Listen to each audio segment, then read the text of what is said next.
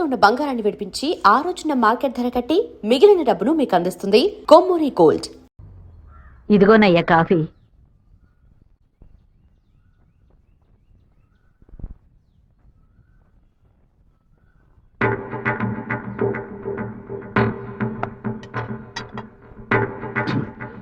సుబ్బారావు, ఏమైందయ్యా? నేను 2 ముక్కలు తాగాను. కంగారు పడకు. సుందరం బండి తీరా. ఎవరికి చెప్పకండి. ఇంట్లో వాళ్ళని ఏది తినొద్దని చెప్పు, అర్థమైందా? గుండె గబగబా కొట్టుకుంటుంది. ఈ కాఫీ డాక్టర్కి ఇచ్చి ఇందులో ఏం కలిపారో కనుక్కోమని చెప్పు. డాక్టర్, మా అయ్యగారిని ఎలాగైనా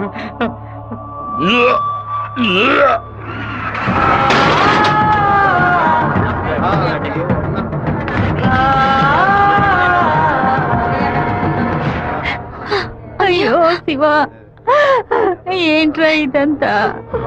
అయ్యో భయపడకు శివ, నాకేం కాదులే. మన ఇంట్లో జరిగిన విషయం బయట ఎవరికి తెలియకూడదు. కొత్తగా ఎవరో ఇంట్లోకి వచ్చింది? కొత్తగా ఎవరు రాలేదన్నా? అయ్యా, పొద్దున బట్టలు తీసుకెళ్ళడానికి చాకల మా అదేగాడు వచ్చాడు, తర్వాత చేపలు వచ్చాడు. చేపలు కడగడానికి ఇంట్లోకి వచ్చారు. నాకే పాపం తెలియదయ్యా. ఎవరింటికి వెళ్ళినా కుక్కడు నీళ్లు కూడా మింగే ముందు ఆలోచించే గుట్టక వేస్తారే, ఇప్పుడు ఎలా? ఇంట్లో నీళ్ళని తాగడానికి ఆలోచిస్తే అది తప్పు కదా గంగా. శివ, కొంచెం లోపలికి వస్తావా? మాట్లాడాలి. పొద్దున అందరి గురించి నీతో చెప్పాను. రాధికమ్మ కూడా వచ్చి వెళ్ళింది. ఆ విషయం మాత్రం నీతో చెప్పలేదు. అయ్యగారి కాఫీ కలిపేటప్పుడు తను కూడా వంటింట్లో ఉంది బాబు. ఏమంటున్నావు? అత్త ఎక్కడికి వెళ్ళారు? అత్తయ్య పెరట్లో పశువులకి కుడితి కలుపుతోంది. అవును, ఎన్నేళ్లుగా మీరు ఇంట్లో పని మంచిగా పనిచేస్తున్నారు? నేను ఇంట్లో పనిచేస్తున్నానన్న విషయం నువ్వు చెప్తేనే తల్లి నాకు గుర్తుకొచ్చింది. ఓ సరే, నేను అత్తయ్యతో మాట్లాడొస్తాను. పెరట్లోకి వెళ్తానని చెప్పిన అమ్మాయి అక్కడికి వెళ్ళలేదు, వాకిట్లోకి రాలేదు, తర్వాత కనిపించలేదు. ఎవరి గురించి ఏం మాట్లాడుతున్నావు? ఆ అమ్మాయి వదిలిన చెప్పులు కూడా వాకిట్లోనే ఉన్నాయి. కావాలంటే వెళ్ళి చూడు బాబు.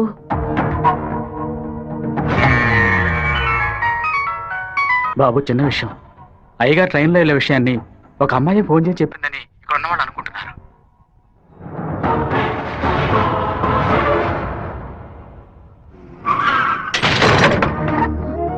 ఏంటిది? వేసుకుని వచ్చిన చెప్పుల్ని మర్చిపోయి వెళ్ళేంత తొందర ఏంటి నీకు?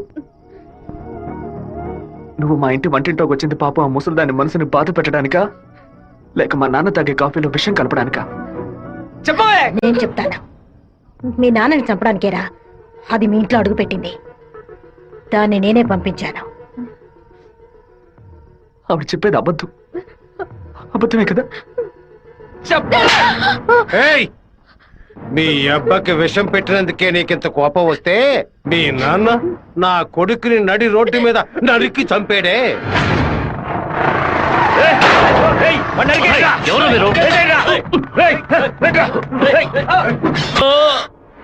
వాణ్ణి చంపి పారేయాలని ఆ రోజే నేను పగబట్టాను. కానీ మీ నాన్న పలుకుబడి అంతస్తు నన్ను ఆ పని చేయనీలేదు. ఒకరోజు నువ్వు మా అమ్మాయితో మాట్లాడుతూ నేను చూశాను. ఆ రోజే నిర్ణయించుకున్నాను, వాణ్ణి చంపడానికి ఇదే సరైన మార్గమని. పుట్టింది ఆడపిల్ల గనక దీని చేతికి విషం ఇచ్చి పంపాను. అదే మగపిల్లాడు గనక పుట్టుంటే వాడి చేతికి కత్తిచ్చి పంపేదాన్ని. వాళ్ళ నాన్నగారి జ్ఞాపకం నా కూతురికి రాకూడదని 10 ఏళ్లు దాన్ని ఇంటి నుంచి దూరంగా ఉంచాను. మా నాన్న నిజంగా హత్య చేసుంటారో లేదో నాకు తెలియదు. నీ పగ తీర్చుకోవడానికి నువ్వు ఇంకేం చెప్పానో మా ఇంట్లోకి వచ్చి ఉండొచ్చు.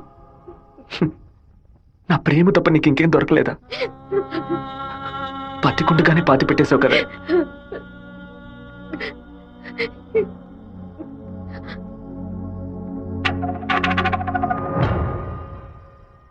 మీరు మాట్లాడుకున్నదంతా నేను వింటూనే ఉన్నాను. నీ భర్త చావుకి నేను కారణం కాదమ్మా. నీ భర్త ఆశపడే ఎలక్షన్లో నించోలేదమ్మా.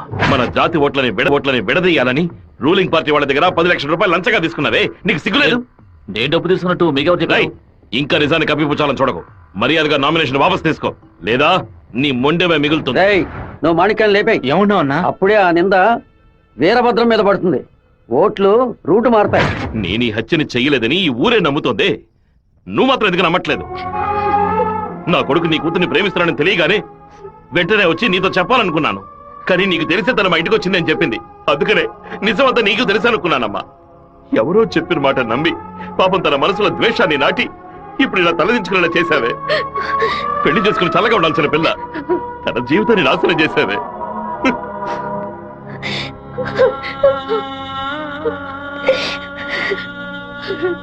నువ్వు నాకు మాత్రమే ద్రోహం చేయలేదే, మా అమ్మ నాన్న చెల్లెలు అందరూ నీ మీద పెంచుకున్న ప్రేమకు ద్రోహం చేశావు.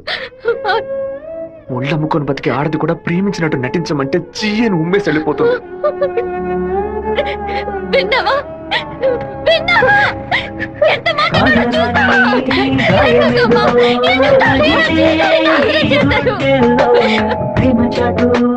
జీవితన ఎగిసే ఆవేదనలు ప్రేమించిన నా గుండెలకి ఇదివో బహుమానం. నన్ను కన్న పాపానికి వీరికి దండనరా. టెలిఫోన్ బుత్ లో ఎంక్వైరీ చేసా ఉన్నా. పక్కనే లేడీస్ కాలేజ్ ఉండడం వల్ల ఏమై చేసిందో తెలియదు అన్నారు. ఒక ఆడపిల్ల వల్ల వాడు తప్పించుకున్నాడు. అసెంబ్లీలో అపోజిషన్ వాడు కావాలనే ఈ విషయం అడుగు మరి కలుగుతున్నాడు. ఇంతకు మించి మనం ఓర్పుగా ఉంటే వాడు ఖచ్చితంగా గెలిచేస్తాడు. బెజవారి నుంచి 50 మందిని రప్పించండి. ఎవరు ఎదురు చూడే సమయంలో వాడి ఇంట్లోకి దూరి వీరభద్రాన్ని ఆడి కొడుకని లేపేయమనండి. ఊరోళ్ళు ఎవరైనా అడ్డొస్తే పెద్ద చిన్నాడు చూడకుండా అడ్డగా నడకని చెప్పు. అన్నా ఇలా ఓపెన్ గా అన్ని చేస్తే మీ మీద అందరూ డౌట్ పడతారన్నా. మన వాళ్ళని పక్క నుండి ఉసిగొల్పమనం. రాత్రి సరిగా 10:30కి ఈబీ వాళ్ళతో చెప్పి పులివెందుల్లో కరెంట్ కట్ చేయమనం. ఆ టైంలో ఎవరు ఫోన్ చేసినా చుట్టుపక్కల ఏ పోలీస్ స్టేషన్ లో ఫోన్ తీయకూడదు. ఆ కొత్త డ్రైవర్కి చెమట్లు పట్టాయంట్రా. వీరభద్ర మీద ప్రేమతోనా? వాడు ఏ ఊరోడో ఎవడు ఇక్కడ పంపించాడో పంపిన వారికి వీరభద్రుడికి సంబంధం ఏంటో ఎంక్వైరీ చేయి.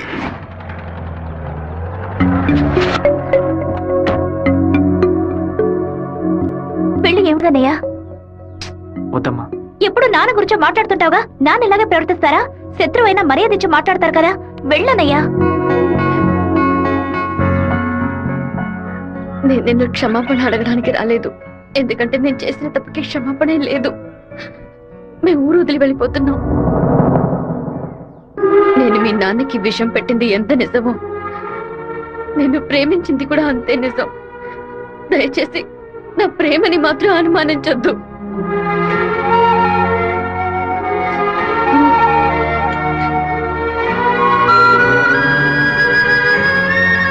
బావా నీతో మాట్లాడాలరా.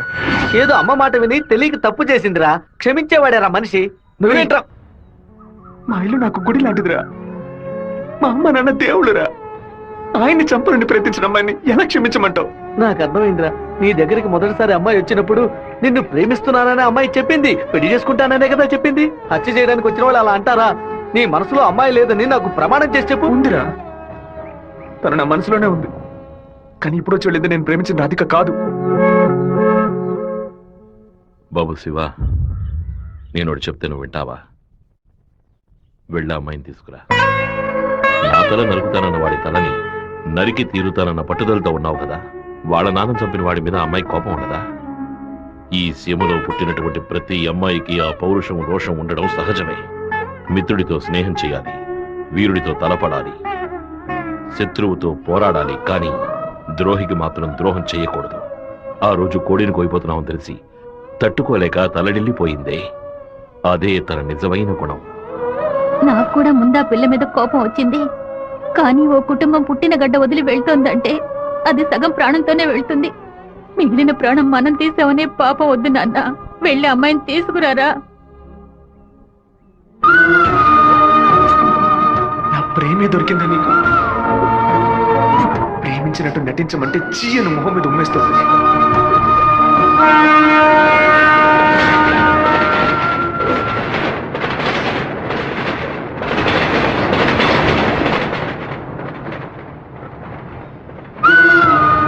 రా, ఇంటికి వెళ్దాం.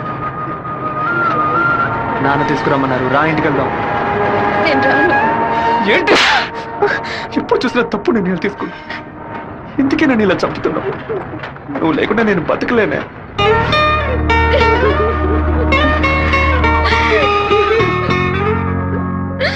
నీకు ముఖ్యమైన విషయం చెప్పాలని ఒంటరిగా రానా? ఎక్కడికి ఒంటరిగా వెళ్తున్నారు?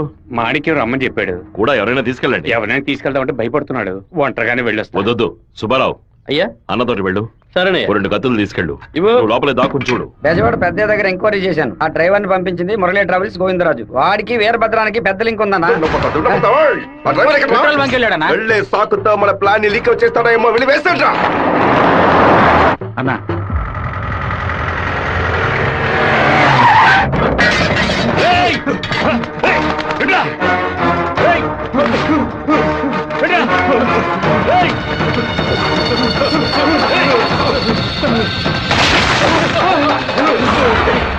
జీతం తీసుకునేది మాయి గారి దగ్గర, పనిచేసేది వీరభద్రానిక.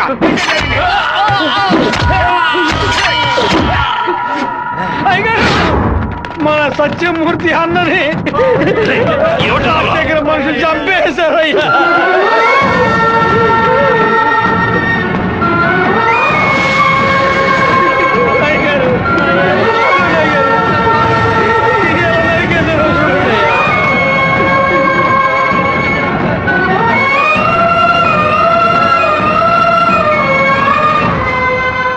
నేను దిగి ఇద్దరిని నరికేసి ఉండేవాడినయ్యా.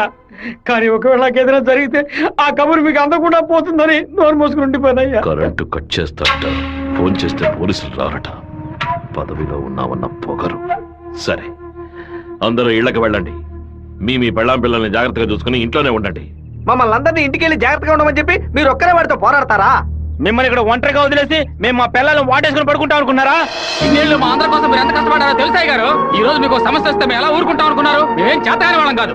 ఒకడు మీ ఇంట్లోకి దూరి మీ మీద చెయ్యేశాడంటే అదంతా మేము సత్యాగా జరుగుతుందయ్యా. శివ, సత్యమూర్తి అన్నింటికి పోలీసులు ఎంక్వైరీకి వచ్చారంట. ఎంతమంది వచ్చినా సరే ఒక్కళ్ళు కూడా వదిలిపెట్టాం. నరికి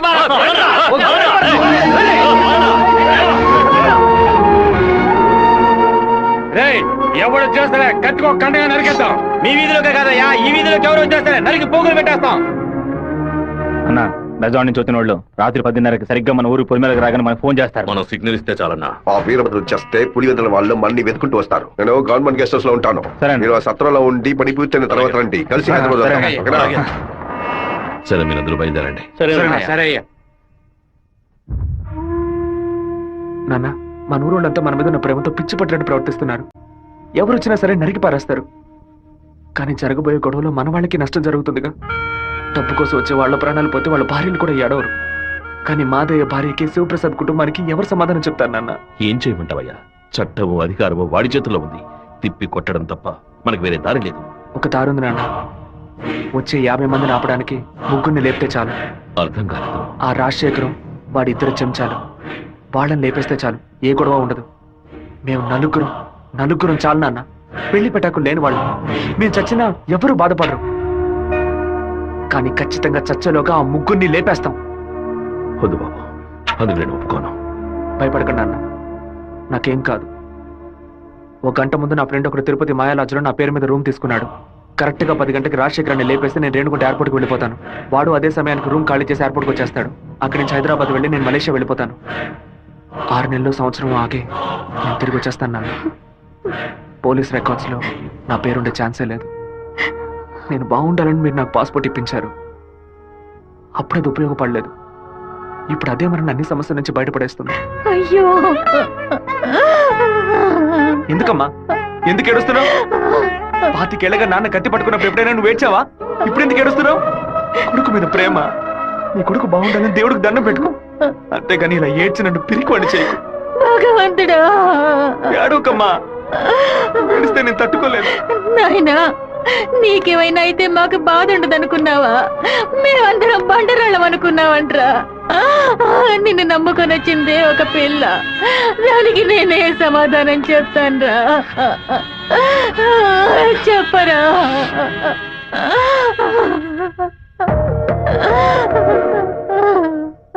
చెప్పు, నేను ఇప్పుడు ఏం చేయను? ఇన్ని రోజులు ప్రతి ఒక్క కత్తి వెనక రక్తం మాత్రమే ఉంటుందనుకున్నాను. కానీ ఇంత పెద్ద పోరాటమే ఉంటుందని ఇప్పుడే నాకు అర్థమైంది.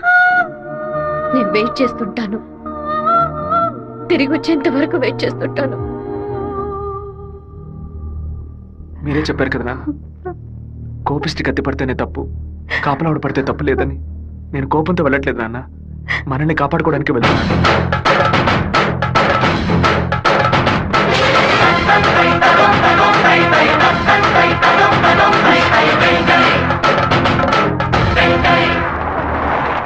సార్ మీరు ఊరెళ్ళే వరకు డిఎస్పీ మీతో ఉండమని చెప్పారు సార్. ఆ, ఊళ్ళో కరెంట్ కట్ అవగానే అన్ని ఫైర్ స్టేషన్కి ఫోన్ చేసి ఊరు తగలబడిపోతుందని చెప్పండి. సరే. ఫైర్ ఇంజిన్లు వచ్చేలాగా ఊళ్ళో ఉన్న గట్టి వాళ్ళన్నింటినీ తగలబెట్టేయండి.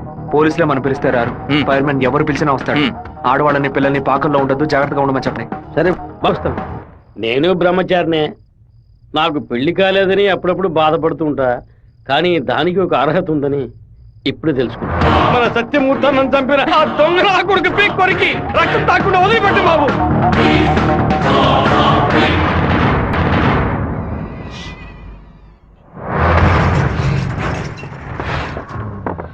శివ, ఇంట్లో ఎవరు లేరు, అందరూ కళ్యాణ మండపంలో ఉన్నారు. మనం చాలా జాగ్రత్తగా ఉండాలి. ముందు ప్లాన్ చేసి వాళ్ళని 2 గ్రూపులుగా విడదీసి ఊరు బయటికి తీసుకెళ్ళాలి. చిన్నాయన టైం 10:30 కావస్తుంది, ఇంతవరకు ఏ కబురు లేదు.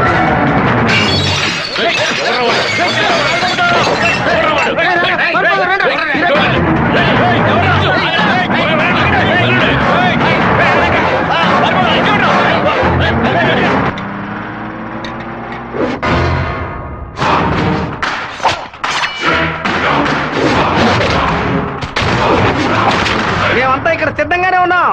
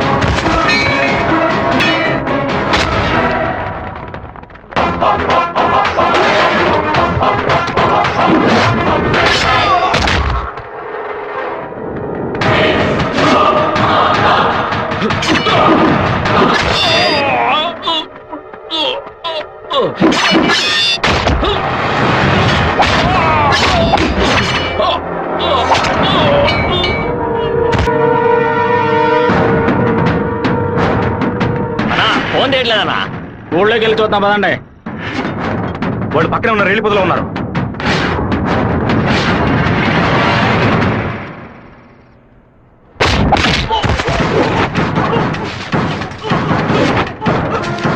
చిన్నాయన కాగడాలు వెలిగించండి.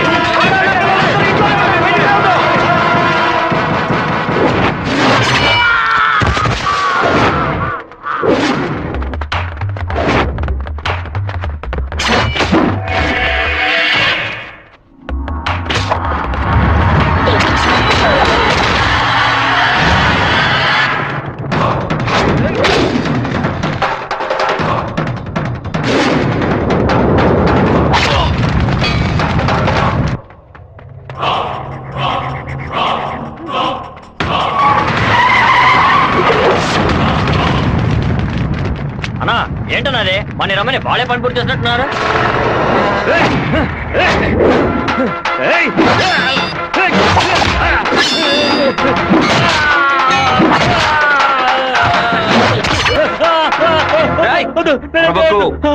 నేను పూర్తిగా నరకలేదు, పైపైన నరికాను.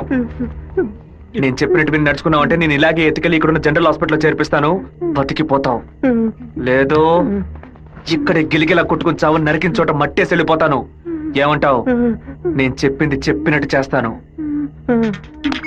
వీరభద్రాన్ని అమ్మోరు గుడి పక్కన కొలం దగ్గర బంధించి ఉంచామన్నా. నిజంగానే అంటున్నావా? అన్న వెంటనే రా అన్నా. అన్నా ఎక్కడికి వెళ్తున్నారు? ఏయ్, వాడిని నా చేతులతో నరకాలరా. ఇప్పుడు బయటికి వెళ్తే రేపు పోలీసు వాడికి రాక్షాయి కూర్చుంటాడు. అయితే ఒక పని చేయి, వాళ్ళకి తెలియకుండా కార్ని వెనక్కి తీసుకురా. అందరూ బయలుదేరరా, పదండి. ఇది కూడా తాళం.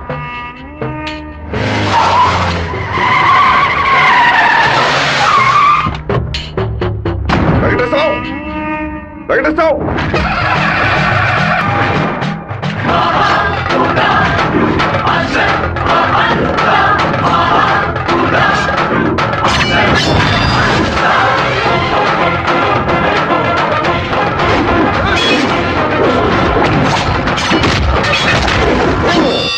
రారా, రా రా రా రా.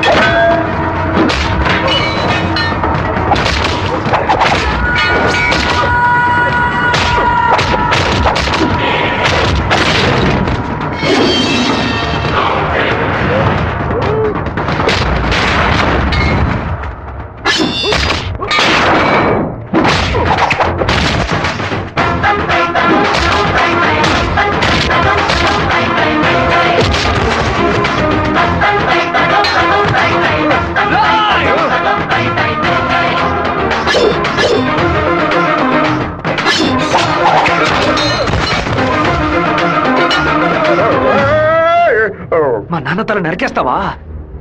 నా కుటుంబాన్ని లేపేస్తావా? పదవిని ఉపయోగించుకునే డబ్బు కోసం నువ్వేమైనా చేస్తావు. నిన్ను ఎదిరించిన వాడు శత్రువు. రేయ్! చెట్ట వాళ్ళంతా కలిసి మంచి వాళ్ళని అంతం చేయగలిగితే ఇక దేవుడు ఎందుకురా? గుళ్ళు ఎందుకు? నాకు నా కుటుంబం ముఖ్యం, నా ఊరు ముఖ్యం. మా అన్న